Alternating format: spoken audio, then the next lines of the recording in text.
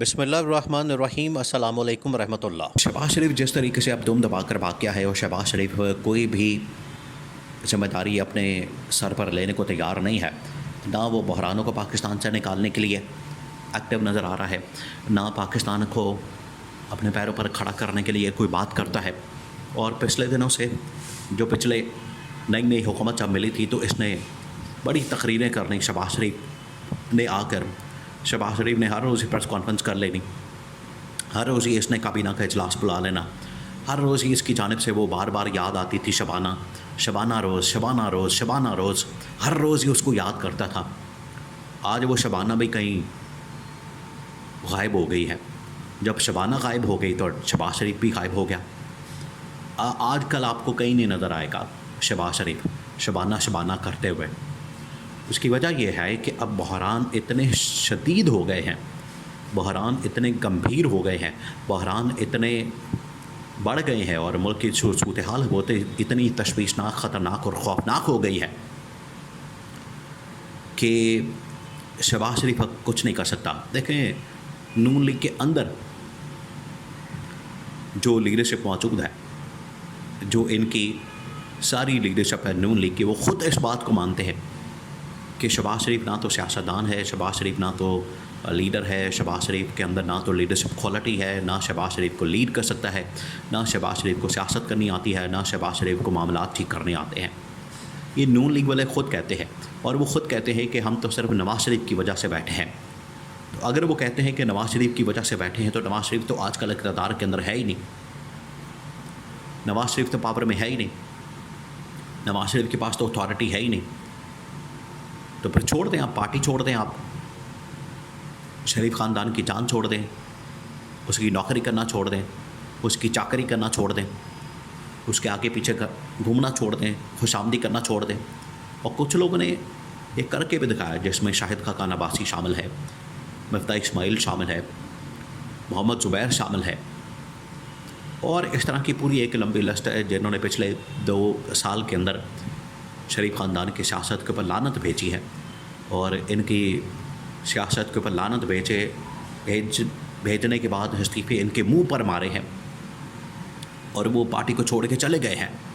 ان کو پتہ لگ گیا کہ یہ شریف خاندان صرف اپنے خاندان کی لوٹ مار کے لیے، اپنے خاندان کی NRO کے لیے اور اپنے فائدے اور مفاد کے لیے سیاست کرتا ہے۔ نہ عوام سے کوئی تعلق ہے، نہ پارٹی سے کوئی تعلق ہے، نہ لیڈرشپ سے کوئی تعلق ہے، نہ کسی اور شخص کو یہ فائدہ دینا چاہتے ہیں۔ تو ان کو جب نظر آ گیا تو وہ ایک ایک کر کے چھوڑ کے جانا شروع ہو گئے۔ تو اب یہ شہباز شریف آپ کو کہیں بھی نظر نہیں آتا، اور نون لیگ اپنی پارٹی خود مانتی ہے کہ نہ یہ سیاستدان ہے اور نہ ہی یہ لیڈر ہے شہباز شریف۔ اب عمران خان کی کمی جو ہے وہ دوبارہ سے محسوس ہو رہی ہے، عمران خان کی کمی کو محسوس کیا جا رہا ہے۔ اس کی وجہ یہ ہے کہ عمران خان نے جس طریقے سے اپنے دور حکومت میں کرونا کا مقابلہ کیا، یہ پہلی مرتبہ ہوا کہ دنیا میں اس صدی میں اتنی بڑی وبا پھیلی، اتنی بڑی بیماری پھیلی، اور اس نے پوری دنیا کو اپنے لپیٹ میں لے لیا۔ لیکن عمران خان ان ٹاپ 3 میں شامل ہے، سیاستدانوں میں، لیڈر میں، وزیر اعظم میں۔ عمران خان اس ٹاپ 3 میں شامل ہے۔ دنیا میں 200 ممالک ہیں، ان 200 میں Imran Khan number 1، number 2 position پر ہے۔ نمبر 1 پوزیشن پر ہے کہ جس طریقے سے عمران خان نے پاکستان کے اندر اس بیماری کا مقابلہ کیا، نہ صرف اپنے لوگوں کو بیماری سے بچایا، کرونا سے بچایا، بلکہ اکانومی کو بھی بہتر کیا۔ یہ تھی عمران خان کی لیڈرشپ، یہ تھی عمران خان کی صلاحیت اور قابلیت۔ اور اگر اس کے مقابلے میں شہباز شریف یا نواز شریف یہاں پر بیٹھے ہوتے اس ٹائم میں، اس بیماری کے دوران، آپ یقین کریں کہ یہ خود بیماری کا بہانہ بنا کر تو کسی دوسرے ملک نکل جاتے ہیں۔ یہ پاکستان میں بیٹھتے ہی نا، فوج ٹیک اوور کر لیتی، فوج کنٹرول سنبھال لیتی اور ان کی چھٹی کرا دیتی، یہ ہونا تھا۔ آج بھی ویسی صورتحال ہے، آج بیماری بدل گئی ہے، آج ملک کو معاشی بیماری لگ چکی ہے، آج ملک کو دہشت گردی کی بیماری لگ چکی ہے، آج ملک کو مہنگائی اور بے روزگاری کی بیماری لگ چکی ہے. ان کا علاج ان کے پاس نہیں ہے, شریف خاندان کے پاس, زرداری خاندان کے پاس نہیں ہے. یہ اسٹیبلشمنٹ کو بھی پتہ لگ گیا, عوام کو بھی پتہ لگ گیا, اور باقی تمام سیاسی جماعتوں کو بھی اندازہ ہو چکا ہے کہ ان بیماریوں کا علاج ان کے پاس نہیں ہے. یہ جو بیماریاں آج کل پاکستان کو لگی ہیں, اور لگی بھی ان کی اپنی حرکتوں اور کرتوتوں کی وجہ سے ہے.